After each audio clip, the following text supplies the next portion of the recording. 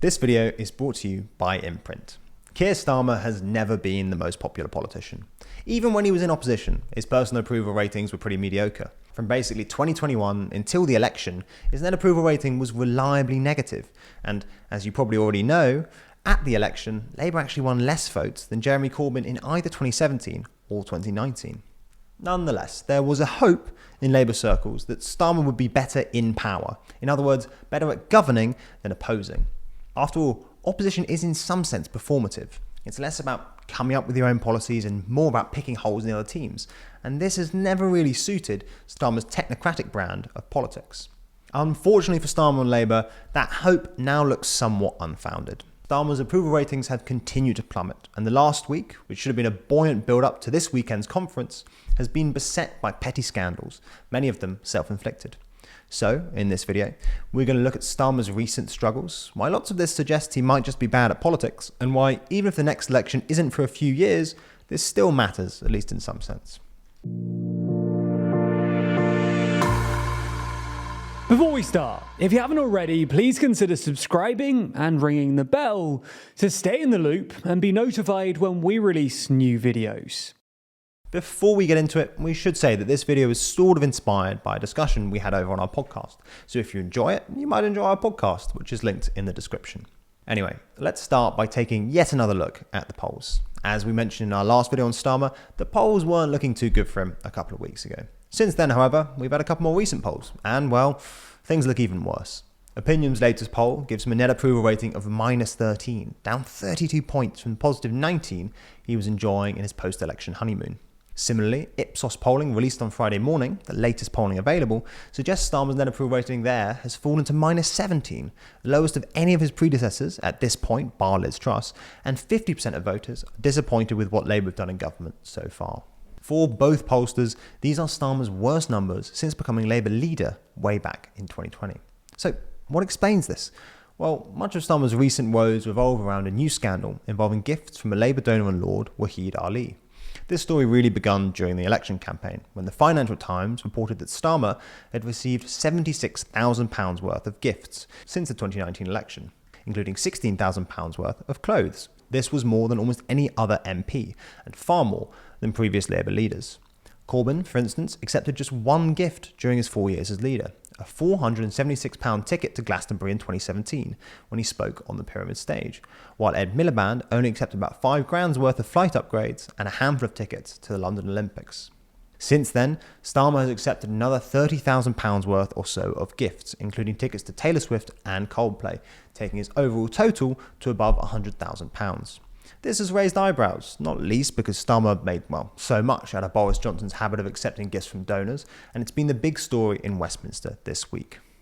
Now, this might all sound a bit trivial or manufactured by the media, but the fact that such a trivial story has dominated the headlines for more than a week now speaks to a wider problem for Starmer. So far, he just doesn't look like he's very good at politics. This mini-scandal should have been avoided in the first place. Starmer's a wealthy guy who should have known that accepting this many donations would invite controversy. Labour's responses haven't helped either. I've been offered tickets elsewhere in the ground where it's more secure. We don't have to use taxpayer money on additional security. I think most people watching this would say, well, fair dues. Starmer originally said he would continue to accept gifts, arguing that he would otherwise be unable to watch Arsenal, before Foreign Secretary David Lammy defended Starmer's accepting of expensive clothes by noting that US presidents have their own clothing budget, which isn't technically true. Number 10 quickly distanced themselves from Lammy's comments, but this left other ministers in a bit of a bind, and when pressed on it during a radio interview, Angela Eagle basically just said she couldn't defend Starmer. And this isn't the only bit of evidence we've got for Starmer's political shortcomings. The other big story this week has been the continued fallout from Labour's decision to move pensioners' annual winter fuel payments from a universal to a means-tested basis, which the unions are now trying to force a vote on at conference. While this isn't necessarily a bad policy, the Treasury have been pushing for it for ages because it's expensive and a lack of means testing means it goes to even very wealthy pensioners, it was always going to be a politically difficult one. After all, it involves the words pensioners, winter and fuel, and the broadsheets wasted no time finding pictures of shivering old people running out of cash. In this light, Starmer's decision to announce it in isolation and as one of his first policies looks a bit, misguided, and he would have perhaps been better advised to include it in a wider budget speech. Perhaps the overarching problem for Starmer is that his particular brand of politics at the moment is just a bit too pessimistic, or even miserable. But I have to be honest with you. Things are worse than we ever imagined. That's not performative. That's fact. This might sound like a fluffy, data-light, vibes-based analysis, but it's become consensus now amongst both the media, who now talk about Starmer's miserablism, and even Labour insiders, who have reportedly told Starmer he needs to cheer up ahead of conference. This isn't just because voters are tired of hearing how miserable everything is, even though it should be said, recent economic data should give us cautious cause for optimism, but also because Starmer needs a positive vision to justify his tough decisions. Previous governments that have engaged in fiscal restraint, perhaps most notably David Cameron and George Osborne, the authors of British austerity, got away with it by putting it in the context of a wider project and promising voters something to look forward to at the end of it. Without that wider project to contextualise individual policy decisions, stuff like the winter fuel cuts, which save just £1 billion in a budget of about £1 trillion, can feel a bit confusing, or even cruel. This is why this weekend's conference is such an important opportunity for Starmer. It gives him the chance to articulate a positive vision for the next few years. As a last thing, you might think, well, who cares if his poll ratings is declining? It's not like he could be voted out anytime soon. While this is of course true, Starmer's current woes nonetheless bode ill for at least two reasons. First, Starmer has a tough job ahead of him. The country genuinely is a mess, and sorting it out will be politically difficult. And so far, Starmer doesn't look like he's up to the task. But second, any new leader has a limited amount of what we might call political capital. And the fact that Starmer has already used up a non-trivial amount of his means it'll be harder for him to force through his more controversial but much needed reforms. Fans of TLDR like you care about understanding the world around them. That's where today's sponsor, Imprint, comes into play. If you care about building a life of learning, then Imprint is the app for you. It's a brand new way to learn built from the ground up. And seriously, unless you've used the app before, you likely haven't experienced something like this.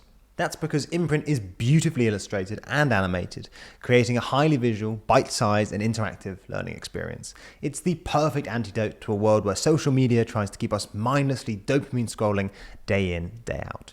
The library includes courses on topics like psychology, history, philosophy, finance, productivity, and many more quick reads you can consume in a single setting. In fact, I've been using the Essential Philosophy Theories and Thinkers course, and it's been an excellent way to brush up on some knowledge from university that I genuinely thought was lost. With all the developments happening these days, from elections to AI to geopolitical tensions, it's been helpful to revisit some of the world's greatest thinkers. So, make yourself feel better about your screen time, build a real habit of learning every day, and join the millions of people using Imprint. Plus, if you use the link in the description, the first 200 people will get 20% off an annual plan. Plus, they'll know you came from us.